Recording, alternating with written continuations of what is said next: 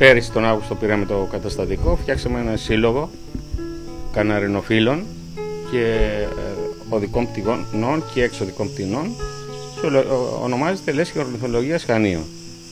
Είμαστε εξ αρχής 5 φίλοι, οι οποίοι είμαστε γραμμένοι σε άλλους συλλόγους και συγκεκριμένα στο Ηράκλειο, στον Παγκρίτη Όμηρο καναρινοφύλων.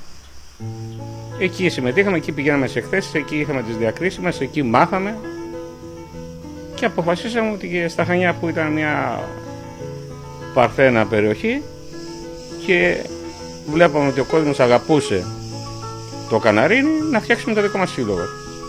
Τρέξαμε και κατορθώσαμε και το φτιάξαμε. Δημιουργήσαμε φέτος για πρώτη φορά, για όσους ήρθαν και πάρα πολλοί κόσμος, στη Σαμπιονάρα, την πρώτη έκθεσή μας. Πήγε πάρα πολύ καλά, με γύρω στα 700-800 πουλιά έκθεσης, διάφορες ράτσες, και συνεχίζουμε. Ήρθαν στο σύλλογο μας και άτομα που ασχολούνται τώρα και με εξωτικά και με παπαγάλους. Άλλες χώρες έχουν πιο έντονη δραστηριότητα από τους Έλληνες σε διαγωνισμούς καναρινιών? Οπωσδήποτε. Εμείς, πιστεύω να πω, είμαστε πολύ χαμηλά σε επίπεδα και τροφέων και διοργάνωσης εκθέσεων και ανάπτυξη συλλόγου. Οι πιο αναπτυγμένες χώρες είναι οι κεντροευρωπαϊκές χώρες, όπως είναι η Ιταλία, η Βόρειος Ιταλία, η Γερμανία, το Βέλγιο, οι Ισπανοί, οι Ιταλοί, και επίσης πάρα πολλοί έχουν αναπτύξει το χόμπι τα τελευταία χρόνια και οι Τούρκοι, με πολλές παγκόσμιες διακρίσεις. Παγκόσμια διάκριση έχετε πάρει κι εσείς πέρσι, και μπορείτε να μας πείτε δύο λόγια τι κόπος κρύβεται πίσω από όλο αυτό, τι κάνατε εσείς όλο αυτό τον καιρό πριν συμμετάσχετε σε αυτή την έκθεση? Ναι, για να μπορέσει να συμμετάσχει σε μια τέτοια έκθεση πρέπει να έχεις ασχοληθεί με το χόμπι πάρα πολλά χρόνια, να εστιάσεις σε μια συγκεκριμένη ράτσα. Εγώ συγκεκριμένα να εστίασα στη ράτσα το καμπούρικο Ιαπωνίας, λέγεται, είναι ένα μικρό πουλάκι γύρω στα 10 εκατοστά. Η ονομασία του είναι Japan Hoso, λέγεται.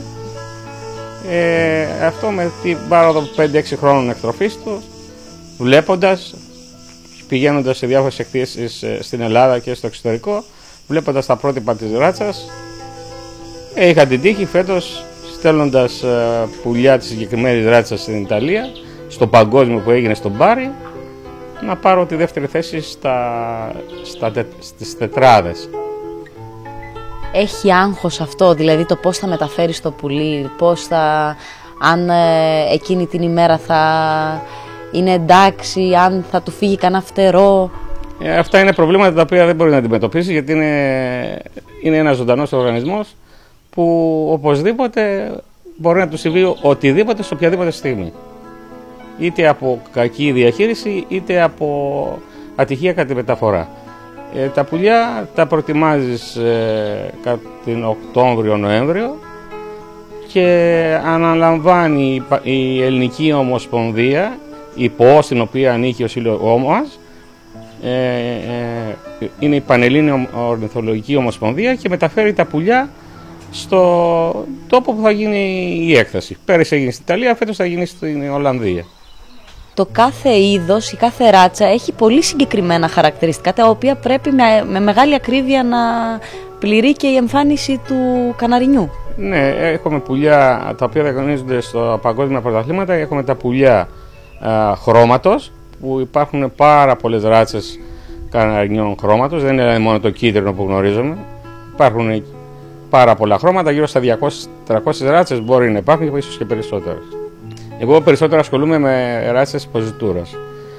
Ράτσες ποζιτούρας, θέσεις, στάσεις. Δεν παίζει σχέση το χρώμα, αλλά το σχήμα, το μέγεθος και το φτέρωμα του πουλιού. Αν είναι σγουρό, αν είναι μικρό, αν είναι χοντρό, αν είναι με σκουφί, αν είναι χωρίς σκουφί. Υπάρχουν πάρα πολλές ράτσες που διαγωνίζονται. Άρα είναι το χρώμα, το κελάι, ναι, και η τρίτος διαγωνισμός είναι τα πουλιά φωνής. Εκεί είναι 3 είδη, είναι τα Ντιμπράντος, τα Μαλινουά και τα hearts. Αυτά τα τρία τώρα διαγωνίζονται μόνο για φωνή και κάθε ράτσα έχει διαφορετική χρειά η φωνή τους και βγάζουν διαφορετικές νότες. Αυτές είναι άλλες κρίσεις, είναι πιο δύσκολες, εκπαιδεύονται τα πουλιά και θέλουν άλλους κριτές και άλλες μεθόδους εκτροφής. Πόσα καναρίνια έχετε σπίτι σας? Εγώ αυτή τη στιγμή φέτος συντήρησα γύρω στα 30 ζευγάρια καναρινιών. Γκλώστερς είναι άλλη ράτσα καναρινιών που είναι μέχρι 11 εκατοστά, στρουμπουλά, με σκουφάκι ή χωρίς σκουφάκι. Η καθημερινή τους φροντίδα πόσο χρόνο, για 30 ζευγάρια που έχετε εσείς, πόσο χρόνο σας παίρνει καθημερινά? Εξαρτάται σε ποια φάση βρίσκεται το καναρίνι. Κατά την περίοδο αναπαραγωγής ο χρόνος είναι πολύ μεγάλος, γιατί χρειάζεται φροντίδα της σωστής διατροφής, να αλλάζεις κάθε μέρα το νερό, να κοιτάξεις αν οι φωλιές έχουν νήμα, αν τα αρσενικά έχουν έρθει σε κατάσταση να ζευγαρώσουν, αν τα φυτιλικά έχουν έρθει σε κατάσταση και αυτά να ζευγαρώσουν, να επιλέξεις τους γεννήτορες, να δεις ποιο αρσενικό ταιριάζει με ποιο θηλυκό, ώστε από την πείρα σου να καταλάβεις ότι το συγκεκριμένο απόγονος θα έχει τα πρότυπα που ζητάς. Μετά είναι η διατροφή, είναι να παίρνεις τα αυγά κάθε μέρα, να τα αλλάζεις με πλαστικά, να τα βάζεις όλα μαζί.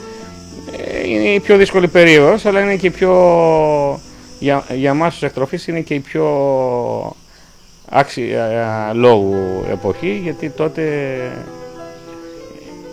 από τα αποτελέσματα των ζευγαρωμάτων θα κρυφθούν και τα αποτελέσματά σου. Μετά είναι η εποχή του απογαλακτισμού, τα βάζεις όλα σε κλούβες πτήσεις για να μπορέσει να γίνει τερόρια, να αλλάξουν δηλαδή πτέρωμα και να πετάξουν, να δυναμώσουν τα φτερά τους.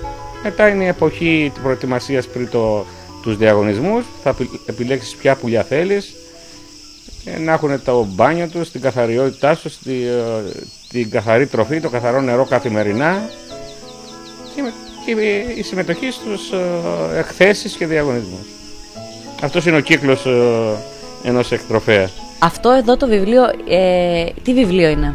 Αυτό το βιβλίο είναι δώρο ενός κριτή Βέλγου, παγκοσμίου κριτή, ο οποίος μου το έκανε δώρο σε κάποια έκθεση εδώ πέρα. Έχουμε γίνει φίλοι και μου το έκανε δώρο, βάσει του οποίου μπορείς κάθε ράτσα που διαγωνίζεται να μπορείς να δεις ποια είναι τα κριτήρια κρίσης.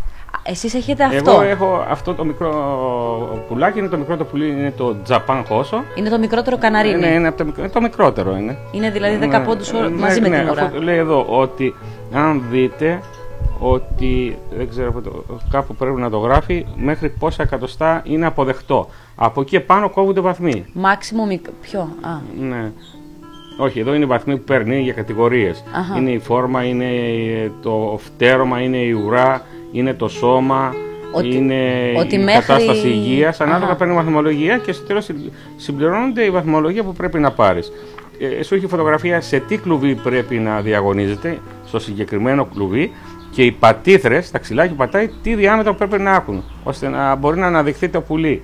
Διότι όπως βλέπεις, το πουλί πρέπει να έχει το μισοφέγγαρο και η ουρά του να περνάει κάτω από το καλαμάκι.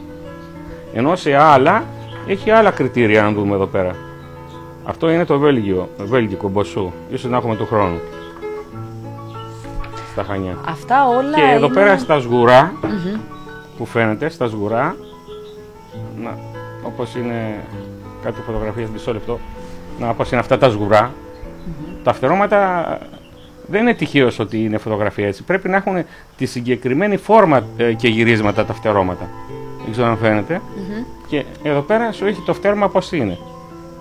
Ότι όταν το δεις από πάνω το πουλί, πρέπει να έχει έτσι να είναι το φτέρωμα. Από το πλάι, αυτό. Όταν το δεις από το πλάι πρέπει να είναι έτσι. Όταν το δεις από την πλάτη πρέπει να είναι έτσι. Και αυτό διαγωνίζεται σε τέτοιου είδους κλουβιά, διαφορετικά κλουβιά. Γιάννη, από πότε και πώς ασχολήθηκες με τα καναρίνια? Μέσα από την καλή παρέα που κάναμε κάποιοι φίλοι, αποφασίσαμε και να ασχοληθούμε με την εκτροφή καναρινιών και να δημιουργήσουμε ένα σύλλογο εδώ στα Χανιά. Πώς Πώς ξεκίνησε όλο αυτό για σένα, δηλαδή τι έκανες αρχικά? Στην αρχή ξεκίνησα με ένα κλουβάκι, είχα ένα καναρίνι στο μπαλκόνι μου. Από όταν ήμουν μικρός βασικά είχα καναρίνια. Αργότερα μου άρεσε και το τραγούδι τους και η εμφάνισή τους. Έτσι ήθελα να έχω πάντα καναρίνια στο σπίτι μου. Αυτή τη στιγμή πόσα καναρίνια δηλαδή έχεις στο σπίτι σου? Αυτή τη στιγμή έχω γύρω στα 25 ζευγάρια, δηλαδή 50 καναρίνια και ό,τι έχουν φέρει φέτος οι γέννες. Τι θα πρέπει κάποιος που έχει καναρίνια στο σπίτι του, 2, 3, 4, τι θα πρέπει να προσέχει, ας πούμε, ποια είναι εκείνα που πρέπει να είμαστε προσεκτικοί όταν έχουμε καναρίνια? Καταρχάς ο χώρος το κλουβάκι που θα ζουνε, να μην είναι ένα μικρό κλουβάκι, να είναι ένα άνετο που έτσι ώστε να μπορεί να πετάει το πουλί μέσα στο κλουβί, να έχει πάντα καθαρή τροφή και καθαρό νερό, όσο το δυνατόν να αλλάζει κάθε μέρα, αν είναι εύκολο, να τους προσφέρουν πάντα φρέσκα φρούτα, λαχανικά, αλλά το βασικότερο είναι το νερό, να πρέπει να αλλάζει καθημερινά. Κάποιος που έχει καναρίνια και δεδομένο ότι στα Χανιά δεν υπάρχει κτηνίατρος, μπορεί να απευθύνεται στο σύλλογο το δικό σας για να ενημερώνετε τι μπορεί να κάνει σε περίπτωση που κάτι του συμβεί? Εννοείται, αυτό είναι αυτονόητο, ότι ο σύλλογος έχει δημιουργηθεί για αυτόν τον λόγο και για τα μέλη του αλλά και για τον υπόλοιπο κόσμο των Χανίων.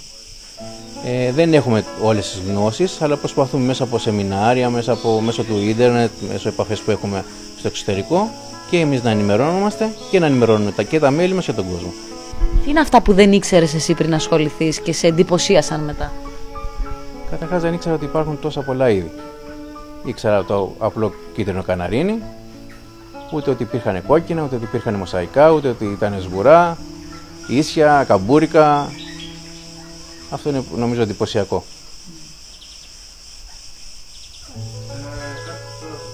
Λοιπόν, εδώ είμαστε τώρα, αυτό που λέγαμε προηγουμένως, τελειώνοντας για αναπαραγωγές, ότι τα μικρά αρχίζουν και πρέπει να μπουν σε μεγάλες κλούβες, οι λεγόμενες κλούβες πτήσης.